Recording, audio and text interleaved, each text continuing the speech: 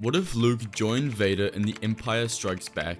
In The Empire Strikes Back, Vader reveals that he's Luke's father before asking Luke to join him, and together they can rule the galaxy as father and son. In the original timeline, Luke rejected and fell down the reactor shaft before rejoining the rebellion. But what if this wasn't the case? And what if Luke actually joined his father in the dark side? How would that change the Star Wars timeline we all know and love today? Let's start today's story on Cloud City as Luke and Vader have their legendary duel.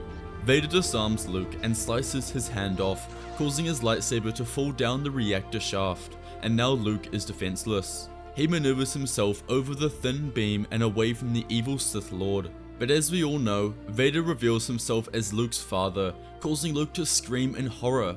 Luke couldn't believe that Vader was his father. It didn't make any sense. His father was a Jedi, a proud warrior during the Clone Wars who did good, not a tyrannical murderer who invades planets and ruins people's lives. That couldn't be his father. If that was his father, what did that mean for Luke's destiny? So many thoughts ran through Luke's head. Vader tells his son to join him, that together they can rule the galaxy as father and son. It's here that our story differs from the original timeline.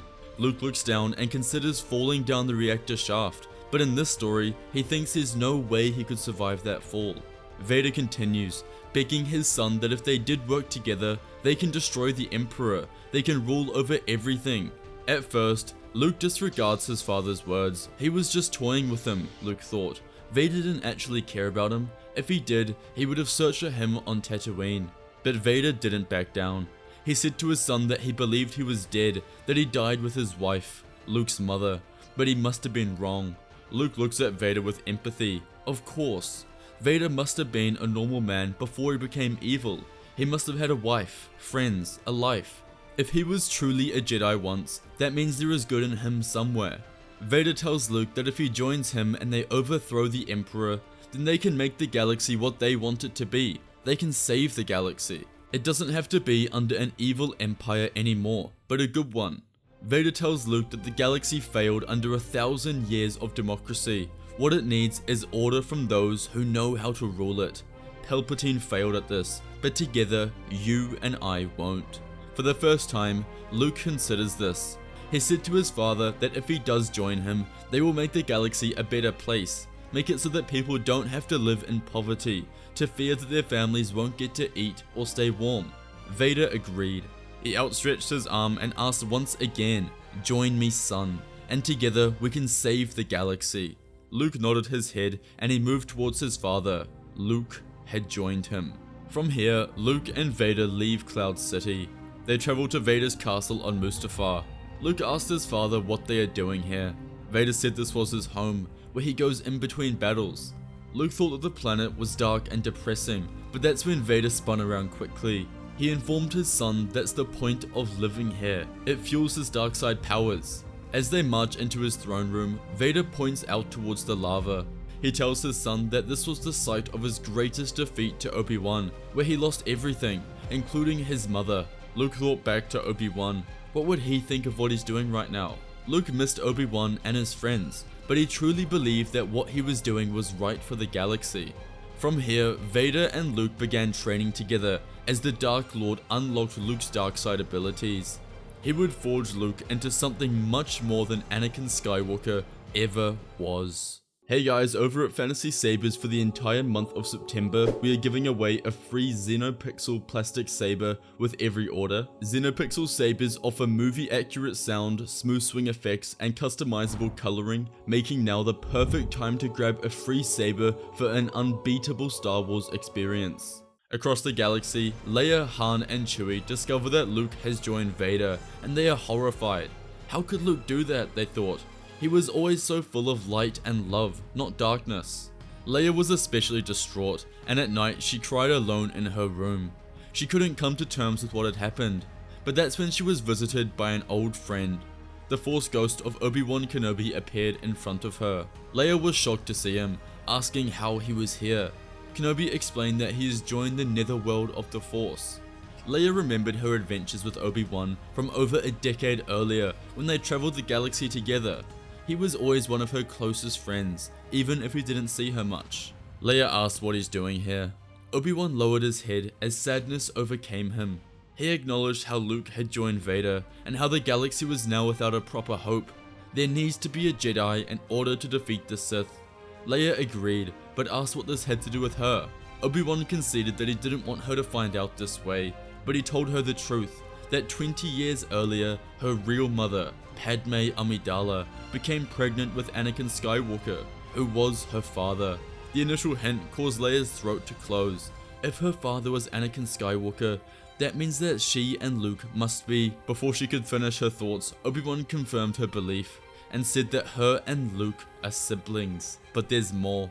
Before Padme gave birth, Anakin Skywalker fell into the grips of evil and became Darth Vader. Leia's jaw almost hit the floor. Luke was her brother and Darth Vader was her father, and now they are both working together and are evil. They are the only family that she has left after Alderaan was destroyed, and they have both turned to the dark side. Obi-Wan said that she must turn them back to the light and save the galaxy. He gave her coordinates for Dagobah and said that she will meet Yoda, who will instruct her in the ways of the Force, and she will become a Jedi. Soon after, Leia arrives on Dagobah, meets Yoda, and her training as a Jedi begins. Across the galaxy, months have passed and Luke has become an extremely powerful warrior in the dark side. Vader has taught him everything. He instructed him how to properly wield a lightsaber, disregarding the futile teachings from Obi-Wan and Yoda. Luke learned Form 5, which was very aggressive and allowed Luke to channel his hate. The biggest issue for Vader was unlocking Luke's anger.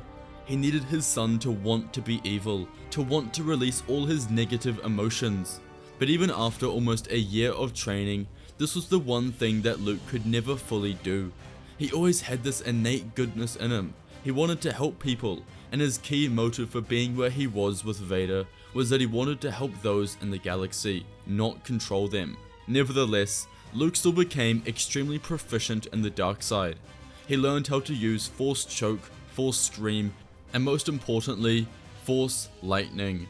This was as much a training exercise for Vader as it was Luke, and Vader had no idea how to wield this sapphire power. But together, they unlocked ancient Sith holocrons and searched for the secrets, ultimately following the teachings from Darth Krayt. Luke had grown unbelievably strong.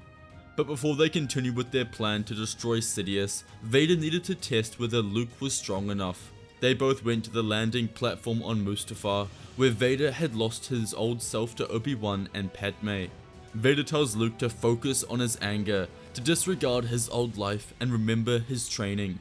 Luke told his father that he was ready, that he didn't need to wait anymore. Vader simply smirked inside. It was that arrogance that would drive his strength. They both ignited their crimson lightsabers and attacked. Vader began with a one-handed grip, simply defending the strikes and seeing what his son can do.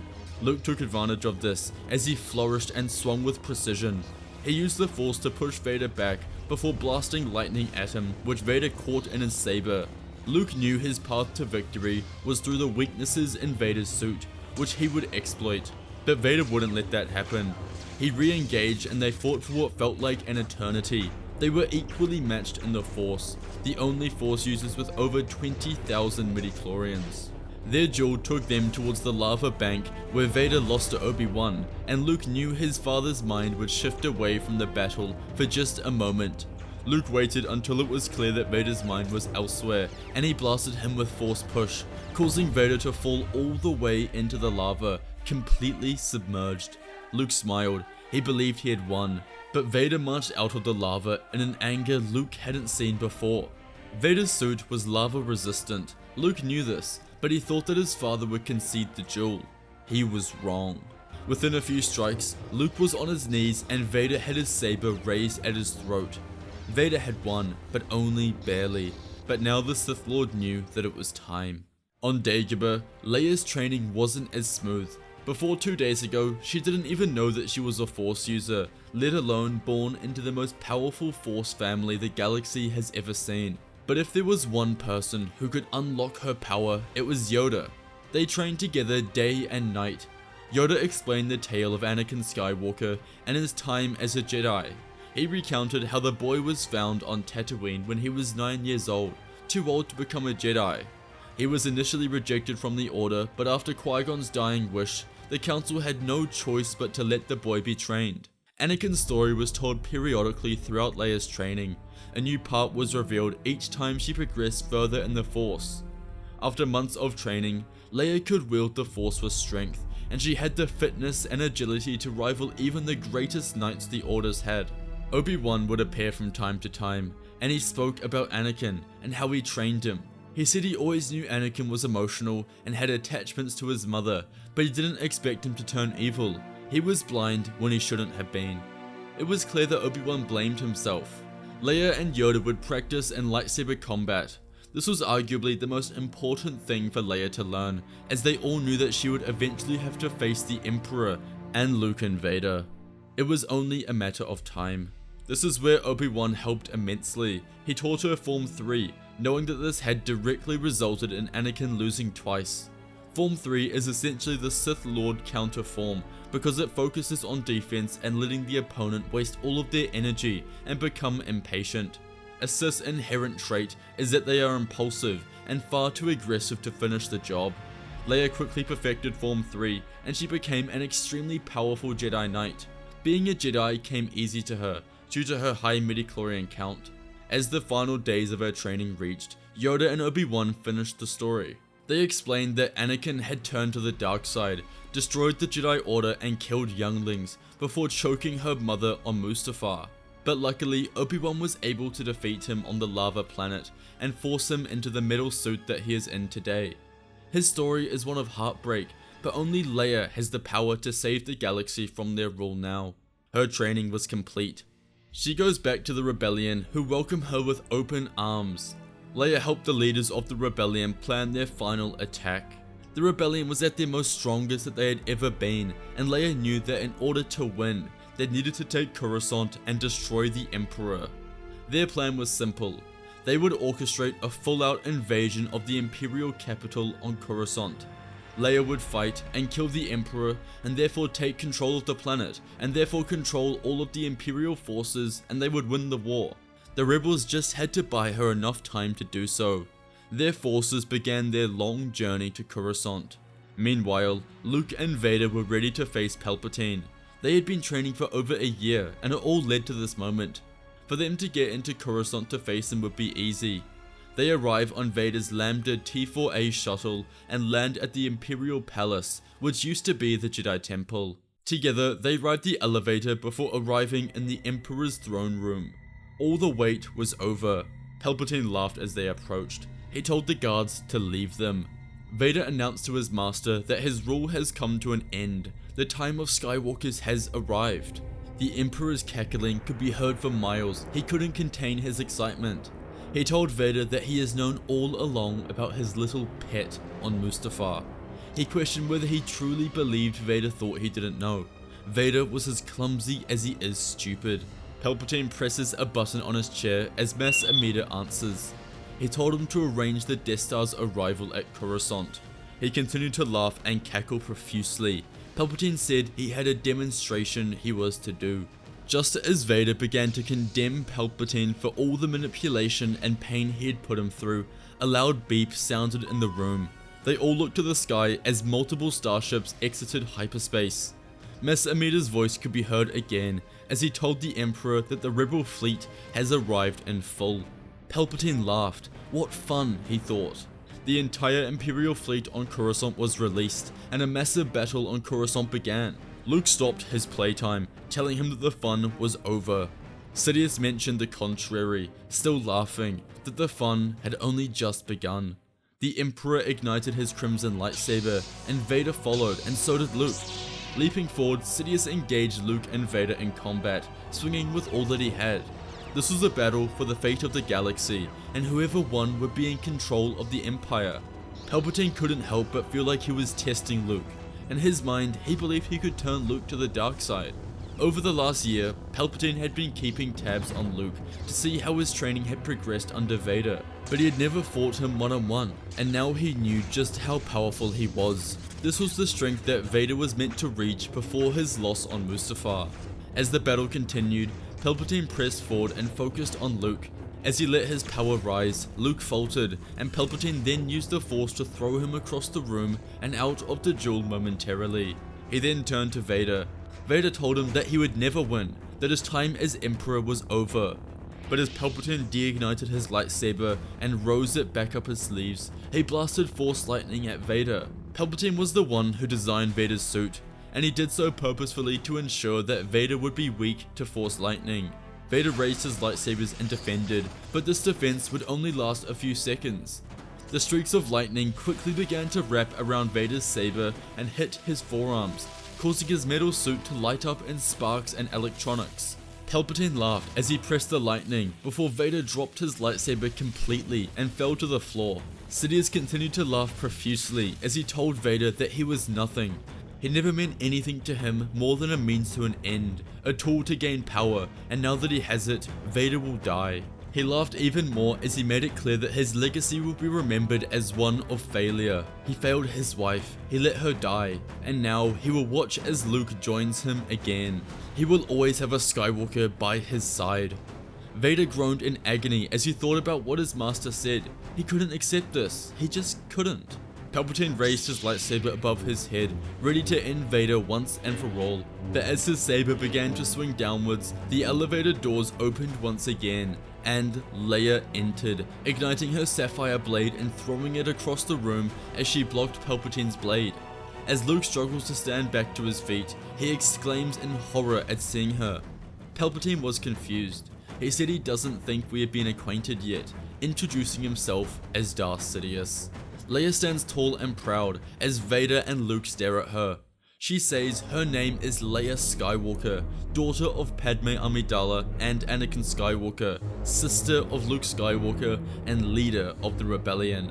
Vader and Luke couldn't believe it. It didn't make any sense.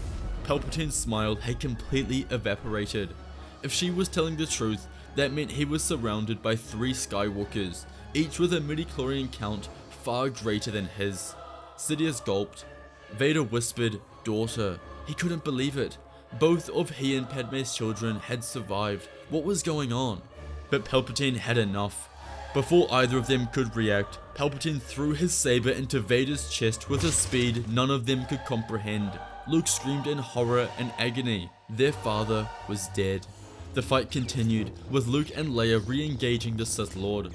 Outside, the battle on Coruscant raged as stormtroopers fought rebels on the ground and TIE fighters flew in the atmosphere against X and Y wings. In the throne room, the duel for the fate of the galaxy was fast and chaotic.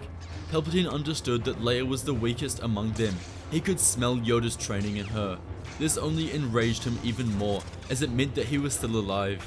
Palpatine knocked Luke in the head as he focused all his attention on Leia, and before she could react, she was disarmed and his lightsaber impaled her. She screamed in pain before he doubled his efforts and charred her skin with lightning. It was too late, and while he successfully ended her life, he ignited a passion in Luke that wasn't there before. His father and sister were dead, and now he had no one. Any ounce of light in Luke vanished, and he was pure darkness. Palpatine sensed the shift. As they fought, Palpatine couldn't do anything. Luke's power had risen to surpass anyone Palpatine had ever seen. Within a few seconds, Palpatine was defenseless, and Luke sliced his head from his shoulders. The Emperor was dead. Luke stared at the bodies of his family members, tears streaming down his face. As he came to terms with what happened, Palpatine's comlink buzzed as Mas Amedda checked back in. He called to the Emperor and said the Death Star has arrived in orbit, asking what his orders are now. The seal of Luke Skywalker had completely dropped. There was no light, no chance at redemption, only hate and anger. He told Mas Amedda that Palpatine is dead. He is the Emperor now. He ordered the Death Star to fire maximum power at the rebel ships in space. Luke watched triumphantly as the entire rebel forces were obliterated in front of him. It was done. The era of Darth Skywalker has begun.